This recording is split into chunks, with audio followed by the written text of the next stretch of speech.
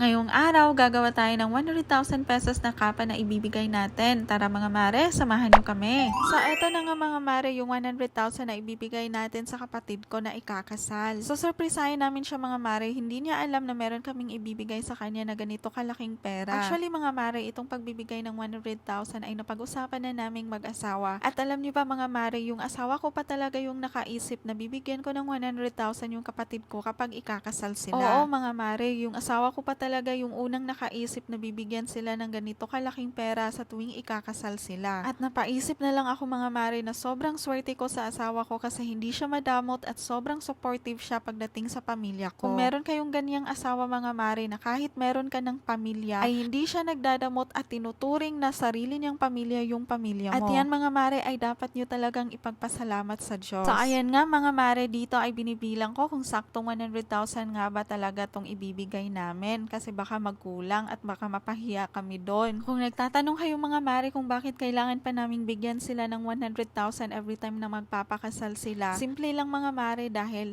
kami po ay nakaluwag-luwag sa buhay. At dahil ako yung panganay mga mare, yung iniisip mo pa rin yung mga kapatid mo na kahit meron ka ng pamilya, iniisip mo pa rin yung kapakanan nila. Yung hindi mo gusto na ikaw lang yung aangat sa buhay, kundi gusto mo rin na umangat yung buhay ng mga kapatid mo. Ganyan talaga siguro mga mare kapag ikaw yung panganay tapos ikaw yung breadwinner. Yun bang kahit meron ka ng pamilya, hindi mo talaga matiis na magbigay pa rin sa kanila. Lalo na't nakikita mong nagsisimula pa lang din silang buuin yung pangarap nilang buhay. Alam nyo mga mare, mas masarap din talaga sa pakiramdam na ikaw yung magbibigay. Yung magbibigay ka na walang hinihinging kapalit. Kasi mas marami pang blessings yung dadating sa buhay mo kapag marunong kang magbigay. At ayan, tapos na tayong magbilang. So saktong 100,000 naman talaga mga mare. Nabilang nyo rin ba? Dito nga mga mare ay nilalagay na namin yung tagi-1,000 sa isang plastic. Tapos ididikit-dikit lang namin sila isa't isa para maging kapa. Kasi mga mare, isasabit namin to sa kapatid ko dun sa kasal niya. At para masurpresa din siya. By the way mga mare, yung pinaglagyan lang namin ng tagi-1,000 is yung plastic ng ice water. At ayan na nga mga mare, natapos na kaming ilagay yung tagi-1,000 sa plastic.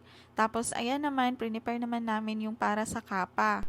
So dito nga mga mare, ang ginagawa namin ay pinaplansya namin yung plastic gamit yung kamay lang namin para mawala yung gusot at para mas maganda tingnan. Di naman kasi pwede gamitan ng plansya na may kuryente mga mare kasi masusunog yung plastic. Kaya ayan, naisipan ng asawa ko yung kamay na lang namin yung gamitin namin as plansya. Pero mga mare, effective naman pala. At kita niyo naman tong asawa ko mga mare, tinutulungan pa nga talaga akong gawin ito. Sa mga oras na to mga mare ay ikakat na namin yung mga sobra na plastic at tingnan nyo naman tong asawa ko, gumamit pa nga talaga ng roller. Ay, hindi pala roller. Angle bar yata to. Hindi ko alam anong tawag dito. Hindi naman kasi ako gumagamit ng ganito. At tingnan nyo dito mga mare, gamit niya ay kutsilyo sa pagputol kasi wala kaming cutter. Sa mga oras na to mga mare, excited na talaga akong matapos yung ginagawa naming kapa. By the way mga mare, kung nagtatanong kayo kung sino yung kapatid na bibigyan ko nito, yung sumunod po sa akin, yung pangalawa sa aming magkakapatid. Alam nyo mga mare, ngayon pa lang na ginagawa namin itong sorpresa ay masayang masaya na talaga ako. Kaya Panginoon, maraming salamat sa lakas at mga blessings na ibinibigay mo sa lahat ng breadwinners na kagaya ko. Patuloy mo po sana kaming gawing regalo para sa mga taong umaasa sa amin. At sana itong munting regalo namin ay makapagbigay ng lubos na kasiyahan para sa aking kapatid. So ayun lang muna sa ngayon mga mare. See you on our next video. Bye!